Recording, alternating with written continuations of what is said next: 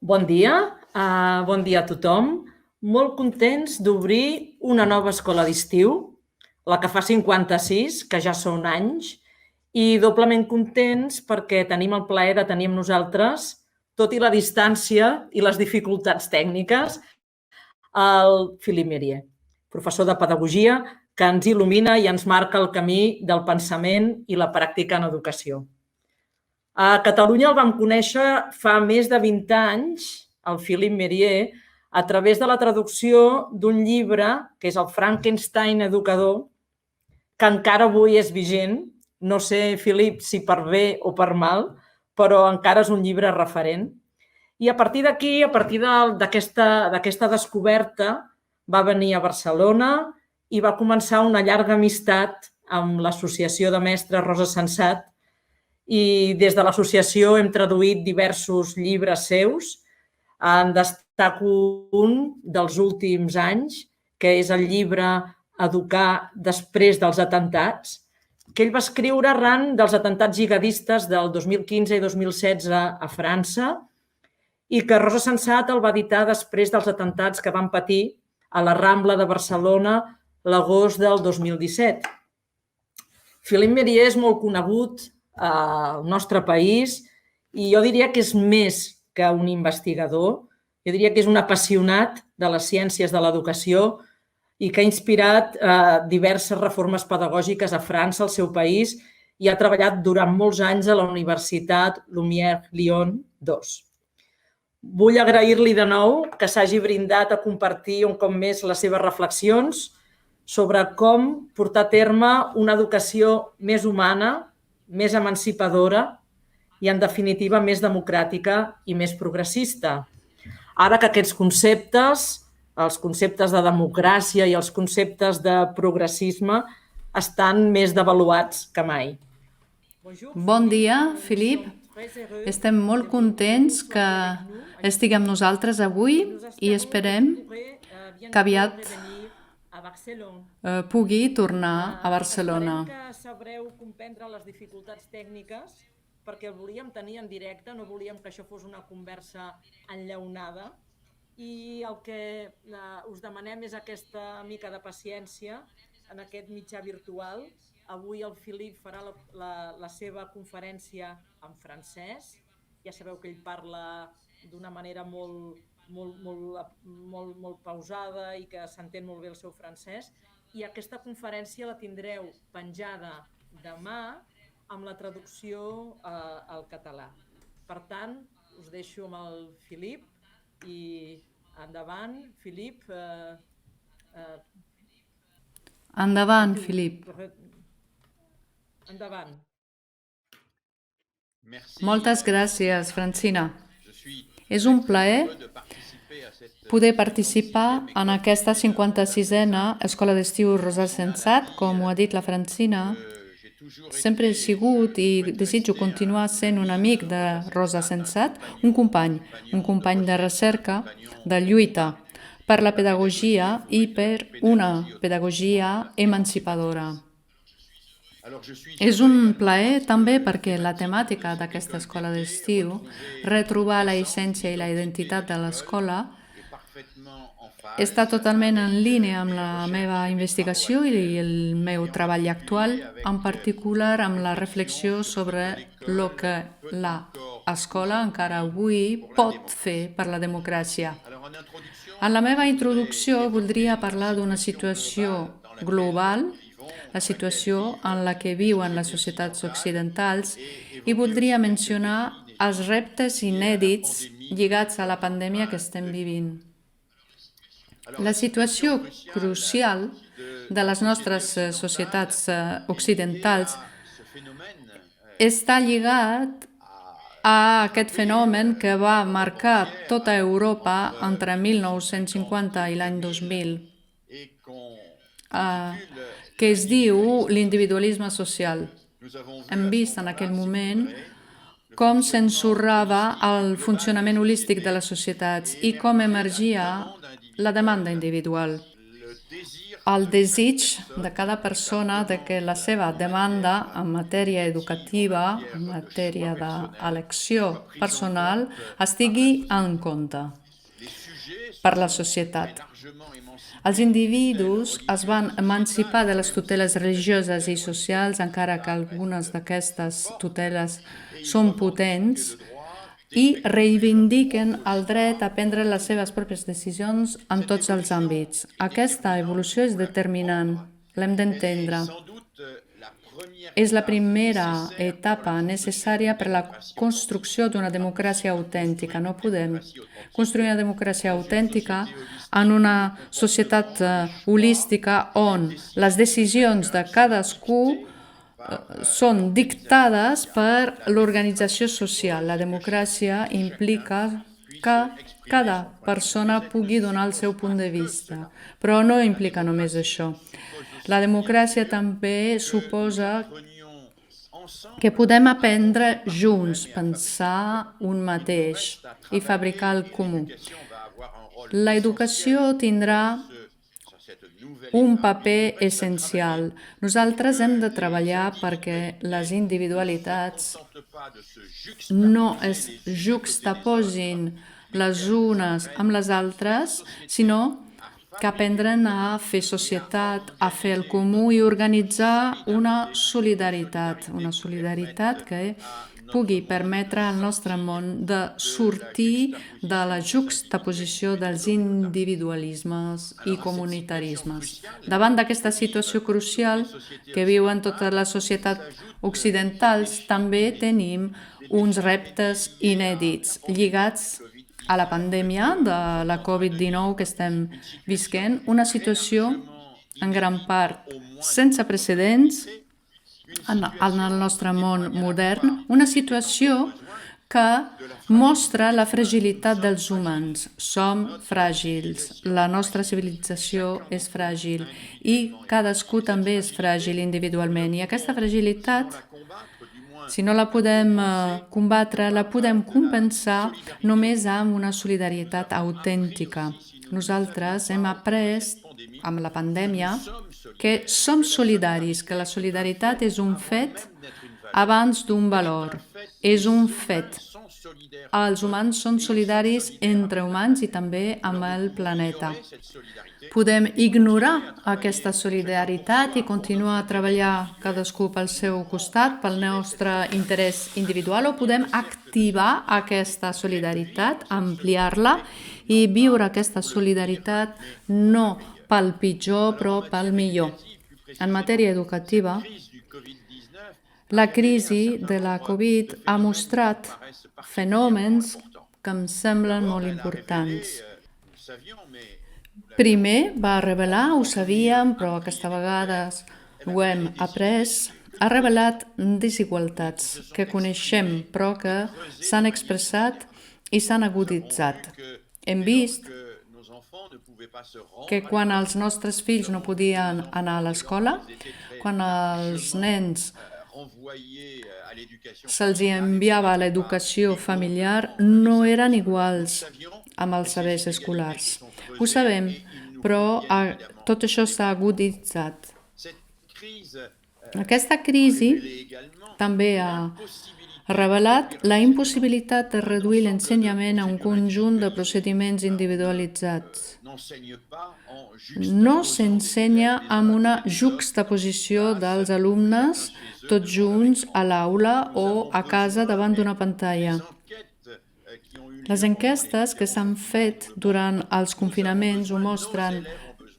Els alumnes necessiten la institució simbòlica de l'aula.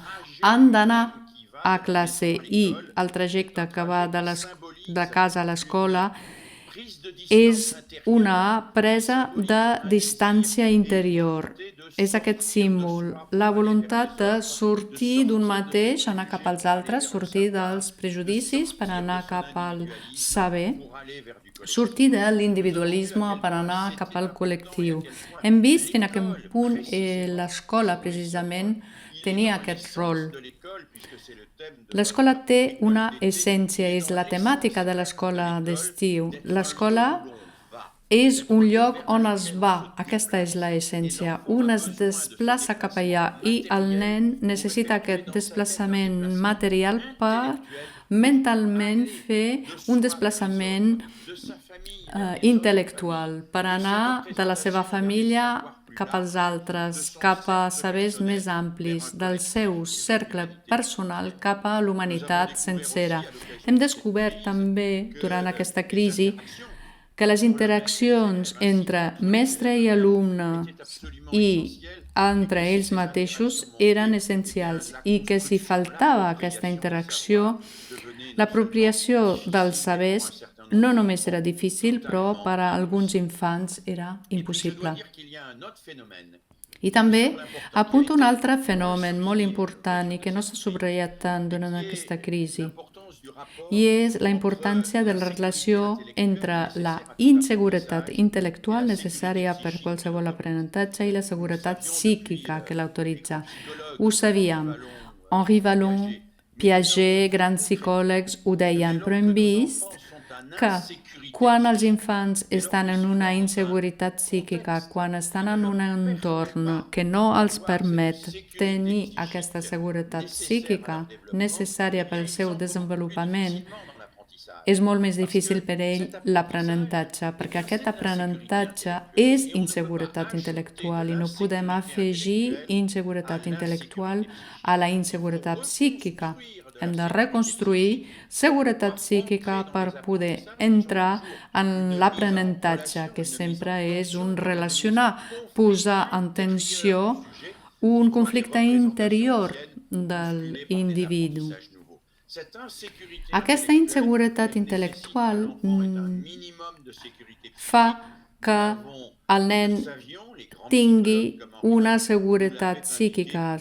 Henri Vallon ja ho havia dit. Ara ho redescobrim i, per tant, l'escola també es converteix en un lloc de seguretat psíquica pel nen, per permetre l'accés a l'inseguretat intel·lectual que hi és en qualsevol aprenentatge. Tots aquests fenòmens lligats a la democràcia, que ja he citat, aquests fenòmens lligats a aquesta crisi de la Covid, tots aquests fenòmens qüestionen els nostres projectes i sistemes educatius.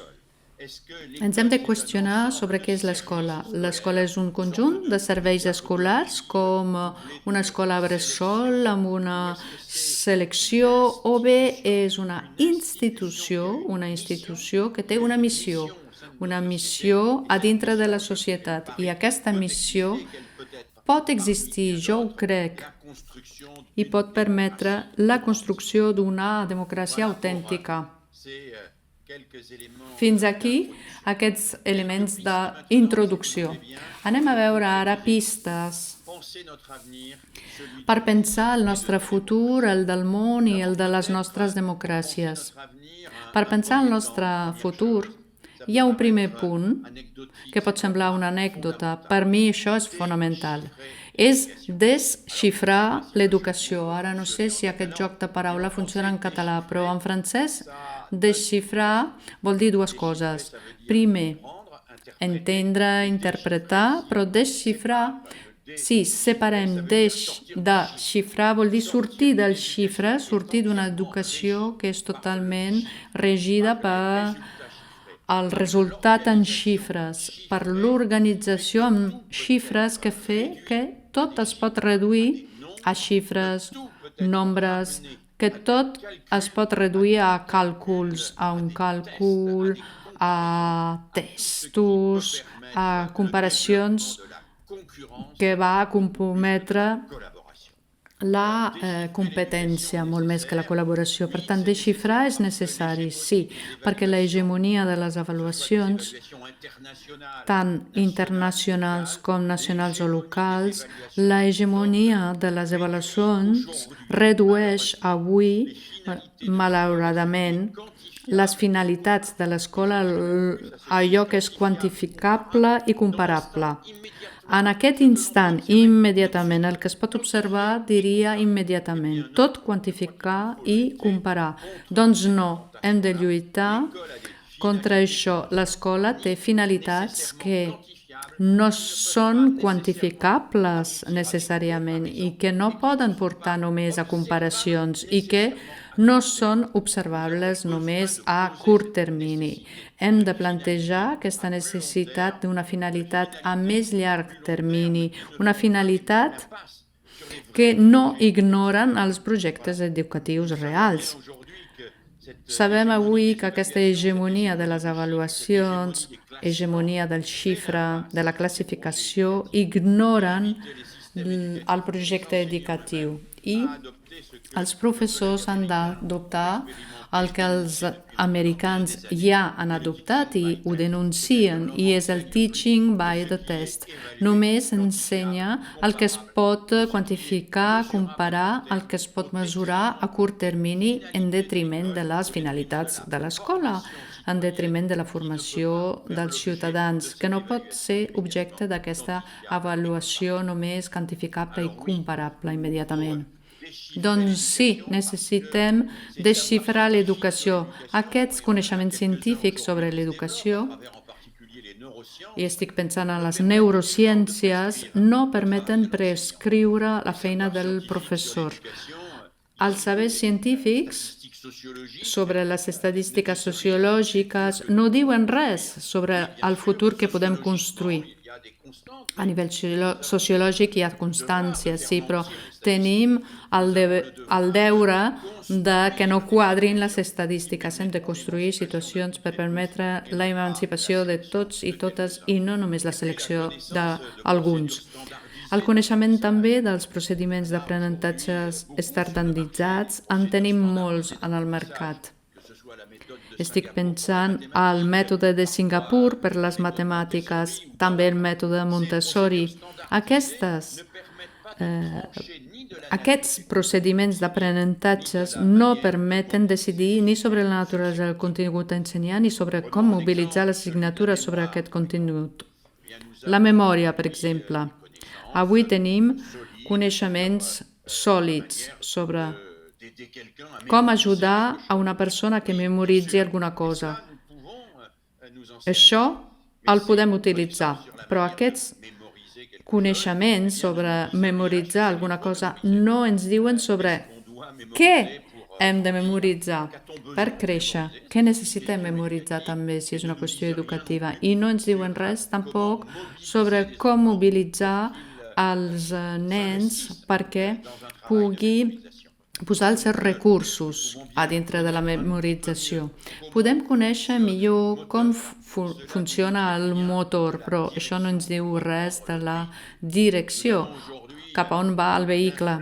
Avui tenim una inflació de lo que es diu coneixement sobre el funcionament del cervell. Podem multiplicar el nostre coneixement sobre com funciona el motor d'un cotxe. Això no ens exonera al fet de decidir sobre la direcció, el trajecte, cap a on anem i per què hi anem. Afegeixo que hi ha una recerca també important sobre els perfils cognitius dels individus, però aquestes recerques que porten a una categorització no han de tancar els individus en allò que són o ja saben fer, perquè el paper de l'educació és que l'individu pugui descobrir una nova dimensió, pugui sobrepassar-se i no encasellar-los en una etapa que només és un moment del seu creixement. Per acabar aquesta part sobre desxifrar l'educació, puc citar a Marx i Engels en el manifest del Partit Comunista. Ell ja profetitzava. Fa alguns anys deien: morirem a les aigües gelades del càlcul, aquest càlcul egoist. Sí, en l'educació hem de desconfiar d'aquestes aigües gelades del càlcul, desconfiar d'aquesta tentació a tot el que es pot calcular, xifrar. Hem d'anar cap a finalitats que ens permetin situar-nos com una societat, homes, dones, del futur, del progrés dels nostres nens i nenes i del nostre món. Aquesta és la primera part d'observacions. Ara, per il·lustrar, voldria presentar un model qüestionable i que em sembla que ens permeteix entendre els discursos sobre educació. Aquest model intenta entendre el discurs educatiu com una pràctica que relaciona tres elements que són heterogenis. L'articulació encara està per construir. Aquesta articulació pot ser rigorosa, però no pot ser científica. Quins són aquests tres elements? Tenim l'eix de les finalitats, aquest pol. No hi ha educació sense la qüestió de quins nens per quina societat. Aquestes finalitats eren teològiques, filosòfiques, ara són polítiques. Quins nens volem per quina societat? I després, en qualsevol activitat educativa, tenim també els coneixements mobilitzats sobre l'infant, el seu aprenentatge, el seu desenvolupament i les seves condicions de socialització. I després tenim les pràctiques, el tercer eix. Institucions, situacions, mètodes i un model pedagògic d'educació, un paradigma educatiu, articula aquests tres elements, els valors, els fets establerts i també articula mitjans concrets. I aquesta coherència entre tres elements d'aquest model fa que estem davant d'una cosa que es pot després materialitzar-se. Jo crec que avui necessitem mirar aquests discursos i realitats educatives a través d'aquestes tres dimensions. Si fem això, veurem que podem passar d'un paradigma que domina avui de l'escola eficaç a un paradigma que podria ser el paradigma de l'escola solidària.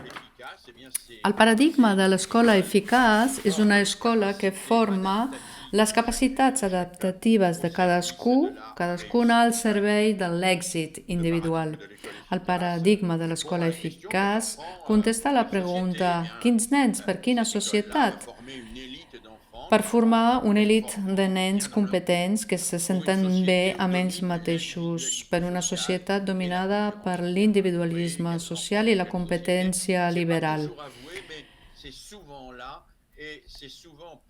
Sovint està allà, no es reconeix, però els valors són implícits i amagats darrere d'aquest funcionament democràtic. Aquest paradigma de l'escola eficaç valoritza també els coneixements, les avaluacions quantitatives i les proves normalitzades, també les dades d'evidència segons el mètode experimental. Les neurociències també estan valoritzades i la teoria del desenvolupament personal. No és casualitat si això es valoritza, és perquè això entra en la línia d'acord amb les finalitats per a aquests nens d'una societat donada. També es porten endavant institucions i mètodes en la línia, una aula homogènia amb alumnes que fan el mateix al mateix moment, una avaluació quantitativa, xifrada, individual, una externalització de les dificultats fora de l'aula, etc. I així tenim un paradigma que és coherent i que s'està imposant. Darrere d'aquest terme, escola eficaç, i que és com alguna cosa pragmàtica, ens diuen no hi ha solució. Nosaltres tendim cap allà i és un paradigma que jo veig que ens porta no cap a una societat solidària, que no fa pedagogia i de l'escola una eina al servei d'una societat solidària. Per mi un paradigma que no va cap a aquest sentit porta a una instrumentalització de l'individu, a una societat de la competència i on l'èxit individual és més fort que el bé comú. Per aquesta raó, davant el paradigma de l'escola eficaç, jo proposo treballar, i és el sentit de l'escola d'estiu Rosa Sensat, podem treballar per elaborar un nou paradigma, el paradigma de l'escola solidària, que forma per una societat justa, democràtica i orientada al bé comú. Quins nens per quina societat? Quines finalitats per aquest paradigma? Individus capaços de resistir a les pulsions, al seu cos primari, a tot el que dicta la publicitat, els eslògans i la teoria del complot. Individus capaços de pensar per ells mateixos i individus que també puguin associar-se per una societat orientada a la construcció democràtica del bé comú. Aquí arribem als dos requisits essencials d'una escola que pot preparar una democràcia autèntica. Ajudar que cadascuna pugui pensar per ell mateix, s'alliberi del sometiment i associar-se amb els altres per anar més enllà de l'interès individual i construir junts una visió del bé comú que va més enllà del conjunt dels interessos individuals. Quins nens per quines societats? Podem valorar els coneixements en aquest cas. El coneixement científic que he citat abans, però també una visió antropològica de l'educació, un enfocament fenomenològic de l'individu, partint de l'intencionalitat de l'individu i no del seu comportament observable només. Podem valoritzar les teories del desenvolupament i no només el conductisme. Podem donar valor a la psicologia cultural, l'anàlisi institucional. Podem tenir diversos enfocaments que ajudin els professors a construir institucions i mètodes que permeten als nens de pensar per ells mateixos i construir el comú. Quines institucions i quins mètodes? Vaig ràpid perquè tenim poc temps. Fer de l'escola un espai de desacceleració. Tenim temps aquí per pensar, per passar del reflexe a la reflexivitat. No de seguida, ens hem d'informar. Això és la desacceleració i és una condició essencial de pensar per un mateix. I quines institucions, quins mètodes? Institucions i mètodes que configuren dispositius d'atenció de l'aprenentatge. En temps podria parlar aquí de l'atenció, d'estar atent. La societat liberal d'avui captura l'atenció constantment, ens compren l'atenció. La nostra capacitat d'atenció es veu reduïda perquè hi ha molts impulsos. Configurar dispositius d'atenció vol dir a l'aula crear el col·lectiu. Tots junts passem a una atenció conjunta que és tan determinant en el desenvolupament. L'atenció conjunta sabem que és una fase pel nen. El nen primer mira al pare, a la mare, al seu voltant i arriba un moment en què mira amb l'entorn proper. I aquesta fase és la capacitat de trobar-se a dintre d'un col·lectiu i col·lectivament donar alguna cosa al col·lectiu, un debat, un projecte, un aprenentatge, compartir sabers, coneixement i competències. Tercer element que em sembla fonamental és canviar totalment l'avaluació. L'avaluació avui dia és al servei de la competència. Cadascuna pot saber si és millor que l'altre. En canvi, l'objectiu d'una avaluació d'una escola democràtica seria una avaluació que no permet saber si un és millor que l'altre, però cadascuna pot millorar-se, ser millor que ell mateix. I per això jo penso que amb Paulo Freire que denuncia la pedagogia bancària de l'intercanvi per tenir una avaluació i ell prefereix la pedagogia de l'obra mestra, on la persona individualment o col·lectivament posa recursos i va més enllà d'ella mateixa per arribar a una cosa que no sabia que podia fer, per arribar a una cosa que posarà al servei del col·lectiu. Quines institucions i mètodes donar vida a les preguntes i les qüestions generades al coneixement. I el sentit d'aquest saber el trobem a la epistemologia del coneixement, en la construcció del coneixement.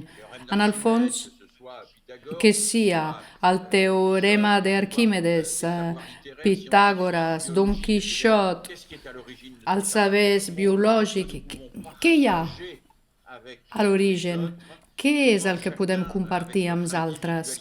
Com cadascú, amb la nostra individualitat, la història específica, podem accedir a les qüestions que hi ha darrere de les obres mestres de la humanitat i entendre per què aquestes obres no són només obstacles que es col·loquen sobre una carrera d'obstacles per arribar a un diploma, sinó eines per poder compartir una mateixa condició i també institucions i mètodes per construir el col·lectiu i no només una juxtaposició d'individualitats i crear una pedagogia d'ajuda mútua i de cooperació. M'ha marcat la inconseqüència del sistema educatiu si pensem a la recerca en educació. La volen valoritzar perquè aquesta recerca ha mostrat que és positiva la pedagogia d'ajuda, no només per qui és ajudat, també per qui ajuda, però l'ajuda mútua és marginal. França no pertany a aquests pocs països on es demana a cada alumne que ajudi el seu company que té més dificultats o que es troba en un nivell a l'aula inferior al seu. Hi ha pocs països on es valora l'ajuda mútua com el centre de l'intercanvi educatiu, el centre de l'institució educativa. En la majoria dels països, malauradament, és l'individualisme lo important, quan l'ajuda mútua ens formaria a reconèixer l'alteritat. L'ajuda mútua seria una eina fantàstica per permetre als infants descobrir la cooperació.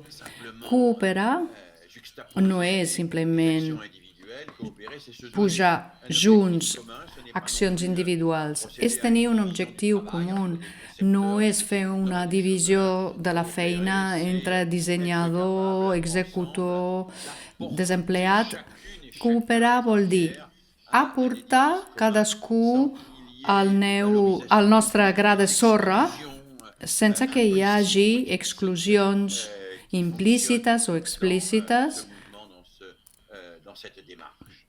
que funciona en aquest procés. Bé, jo crec que ara tenim davant un sistema molt potent, el sistema del paradigma de l'escola eficaç, amb les seves proves, tests, la concepció del nen, i davant d'aquest paradigma de l'escola eficaç podem, perquè és la temàtica de l'escola d'estiu Rosa Sensat, podem militar per un paradigma de l'escola solidària amb una altra visió de la infància, amb una valorització d'altres coneixements que no siguin només quantitatius i estadístics, aplicant nous mètodes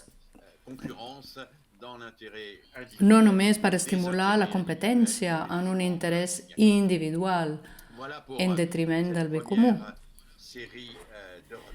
Fins aquí aquestes primeres observacions. Ara, per anar una mica més enllà, he dit abans,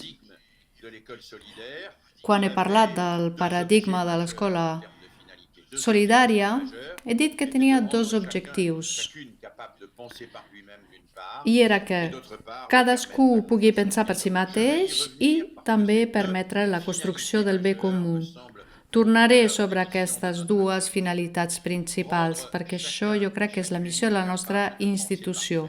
Fer que cadascú pugui pensar per si mateix, això és la definició que el filòsof Kant va donar de la il·lustració. Quan li preguntaven què és la il·lustració, sapere laudere.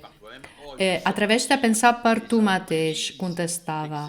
Atreveix-te a sortir de la dominació dels altres per crear-te la teva pròpia opinió, construir-te la teva opinió personal. Atreveix-te a pensar per ti mateix vol dir sortir de les certeses i substituir-les per una cosa més complicada, però totalment centrada en l'escola, que és la dialèctica de les conviccions i el coneixement. Nosaltres estem anant cap a aquesta dialèctica. Una certesa impedeix progressar. Quan jo tinc la certesa, em tanco allà i sóc intolerant a tot el que podria qüestionar les meves certeses. Doncs bé, créixer, pensar per un mateix és sortir d'aquesta certesa per accedir a alguna cosa que després és complex i és com un procés constant en la vida de l'individu. Jo tinc conviccions, jo crec coses, però després descobreixo el coneixement. Aquest confirma o no? No confirma les meves conviccions. Com puc dialectitzar aquest coneixement? Això està al centre del progrés individual. Això permet lluitar en contra del dogmatisme. Això permet lluitar en contra de la teoria del complot.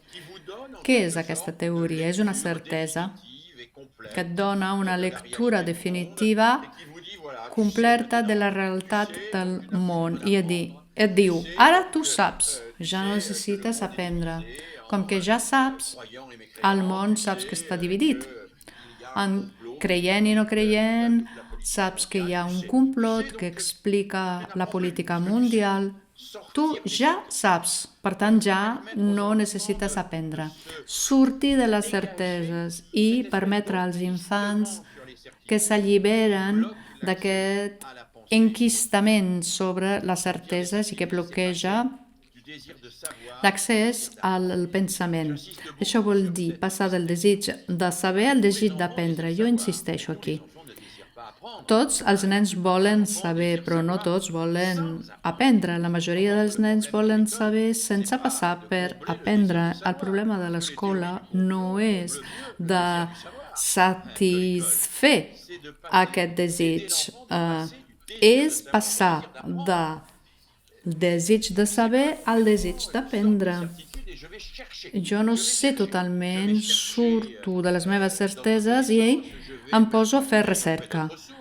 Vaig a cercar altres coneixements, altres fonts, puc comprovar una hipòtesi, experimento, entro en debat amb els altres, a dintre d'un debat estable. Vaig a fer recerca, perquè això permet aprendre i passaré del desig de la completud d'un saber definitiu a un desig de cercar, recercar sabers que al llarg de la meva vida es van construir a poc, perquè mai terminaré d'aprendre i de desitjar aprendre. Per pensar per un mateix hem de passar del desig de saber al desig d'aprendre. Aquí estem al centre de l'essència de l'escola. És la publicitat, és la teoria del complot que respon al desig de saber i que va a satisfer el desig de saber dels nens. En canvi, el rol de l'escola és promoure els desigs d'aprendre, sortir de la certesa i passar a buscar, cercar nous sabers. Per ajudar que cadascú pensi per si mateix, hem d'assegurar-nos en cada moment cosa que l'individu ha interioritzat l'exigència. Això és essencial. Interioritzar l'exigència, perquè si el nen només és exigent quan el professor està darrere i li diu has de corregir això perquè això no està ben fet, quan el professor se'n va, el nen ja no és exigent. La cosa important, perquè la psicologia cognitiva ens ho diu, de Vallon, Piaget, ho diu perquè els treballs dels grans personalitats de la pedagogia ens ho han mostrat, el que fa créixer una persona és que pot ser exigent en si mateixa, fins i tot quan l'adult, el professor, ja no hi és. Per tant, l'interiorització de l'exigència és fonamental i torno al que he dit abans sobre l'evolució de l'avaluació. Una avaluació que només associa una feina i unes xifres no permet aquesta interiorització. En canvi, una avaluació que li diu al nen, a la nena, pots millorar, que li dona consell i així pot tornar a refer el treball. Célestin Freinet ho descriu perfectament quan parla de posar a punt un text. Freinet ho feia, aquest exercici, de forma sistemàtica. És un exercici que permet interioritzar l'exigència. Freinet ho feia amb els alumnes. Deia als alumnes, escriviu un text lliure i l'alumne venia davant de la classe a exposar el text i els altres havien de reaccionar, dir-li que es podia millorar, que no havia quedat clar, però Freinet, el mestre, no deia mai a l'alumne has de corregir aquest text. No, simplement deia, escolta el que t'ha dit el company i fes-te aquesta pregunta.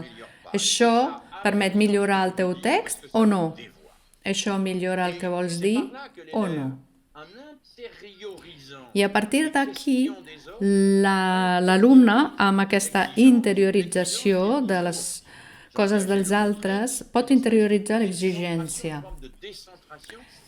És una descentració, que és la capacitat de col·locar-se com un altre, que mira el que hem fet i que això ens permet millorar.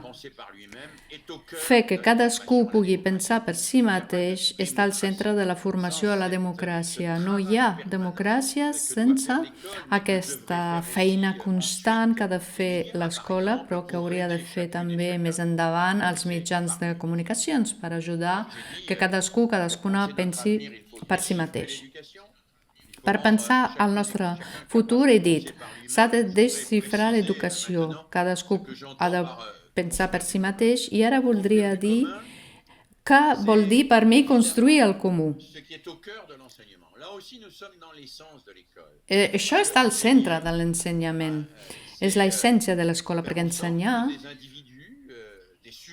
és fer que individus que arriben, cadascú amb la seva història personal, cadascú arriba amb la seva cultura, encara que compartiran elements de la cultura, cada família té experiències singulars. Són subjectes singulars que tots junts estan al mateix lloc per poder compartir els mateixos coneixements i també compartir i descobrir els valors que permeten aquest compartir.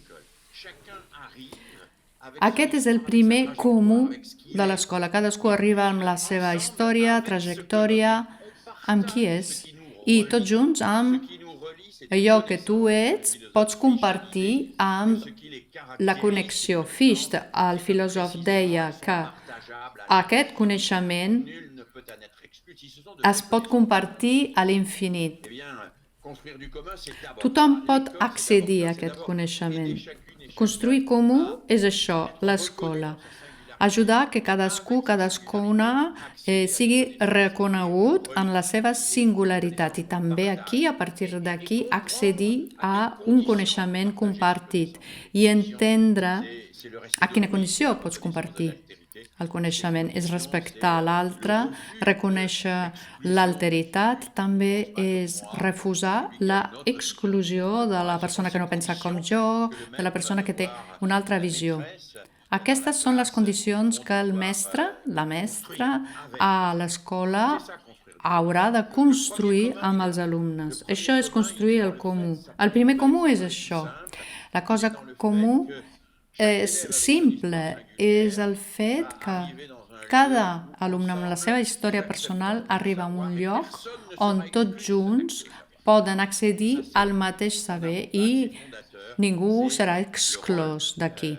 Això és essencial i és el rol essencial de la institució escolar. Ensenyar és aprendre als alumnes a aprendre dels altres, aprendre que els altres, amb les seves preguntes, amb la reformulació i les seves experiències diferents, serà un enriquiment per mi. Això serà avançar molt també en la fabricació del comú.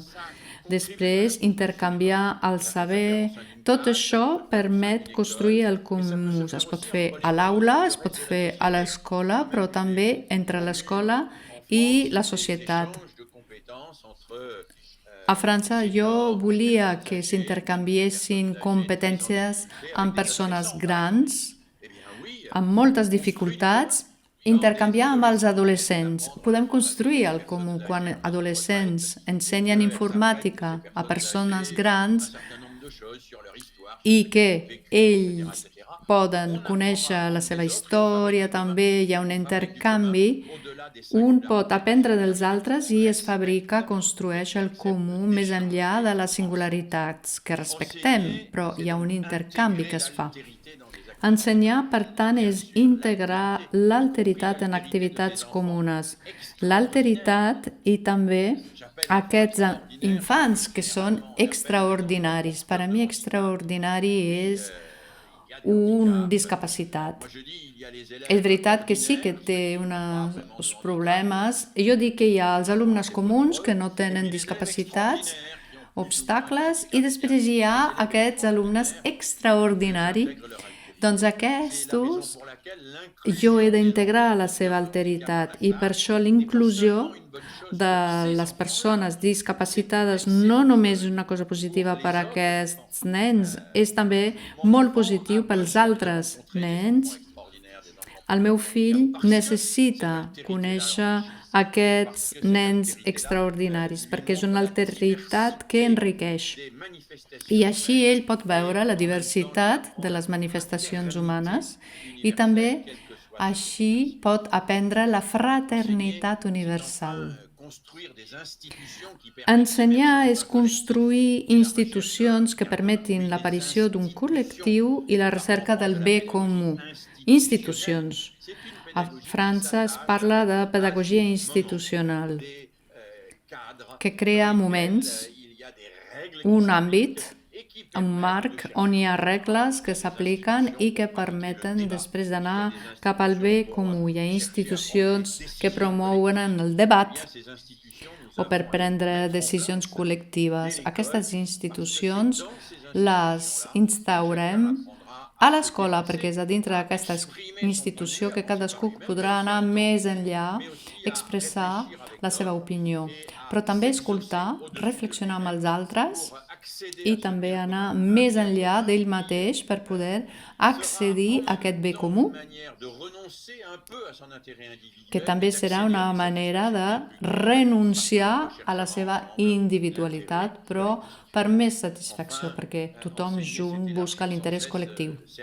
I per fi, ensenyar és ampliar constantment el cercle de les solidaritats a dintre de l'aula, entre les aules, a l'escola, entre l'escola i el barri, entre els barris, les regions, solidaritat dintre del món i també solidaritat amb el planeta.